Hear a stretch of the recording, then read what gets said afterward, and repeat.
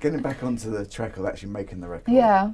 How did it work between the three of you? That mixing the production, it's It was different places and different weights of work and stuff.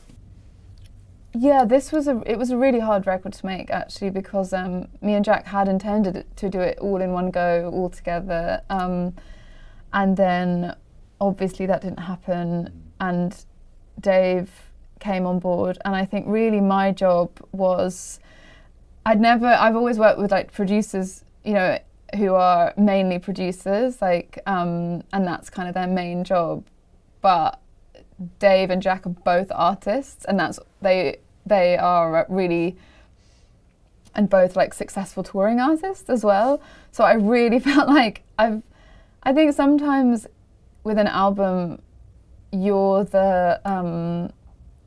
there's like a parent-child relationship, and sometimes, and I've usually been the child, and so it was my first experience of being the parent of an album, and I've just been like, the only person that's going to get this finished is me. Like, because at some point Jack would be like on tour, and then Dave would be on tour, and I really felt like I was getting my kind of just desserts. I was like, working with artists and getting them to finish up the boring stuff is so hard. So just kind of like Jack would be off on tour and be like, I just need that one like vocal tweak handed in, do you mind? Like, I felt so much compassion for like Marcus and Paul, who have just, you know, when you just have to get the record over the line and all the boring bits have to get done. But while you're trying to get that finished with like two artists who are doing successful tours on the side, I mean, that kind of made it one of the best ways to make a record, but, sorry.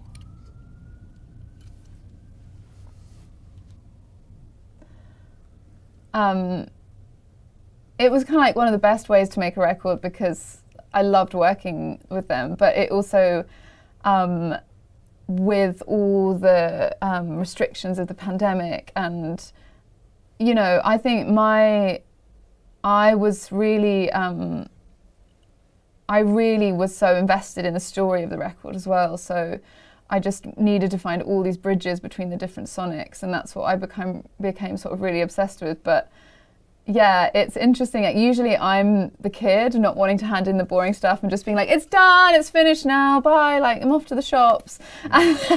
And then this was the first time I was like, oh, I really got to be like the parent of this and be the boring one.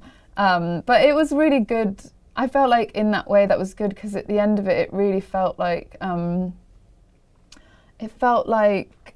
always felt, I don't know, there was something about it that I was like, I felt like I'd had almost like I'd really made it exactly to my specifications, if you know what I mean. Like, although it was so hard, it actually was really satisfying in the end, because it really felt like